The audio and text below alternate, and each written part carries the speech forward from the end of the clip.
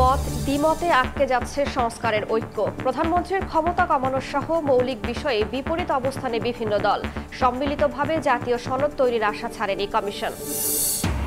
নিজস্ব অর্থে প্রথমবার জাহাজ কিনছে শিপিং কর্পোরেশন। ৯৫০ কোটি টাকা ব্যয়ে চীন থেকে আসছে দুটি মাদার ভেসেল। বহরে যুক্ত হবে আগস্টে, বছরে ২০০ কোটি আয়ের আশা।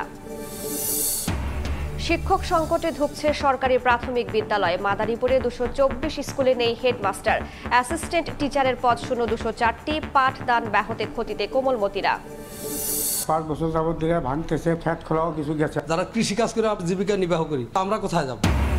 পদ্মার স্রোতের তোড়ে ভাঙছে পার, বিলীন হচ্ছে জমি বসতঘর। ১০ দিনে হারিয়ে গেছে আধা কিলোমিটার।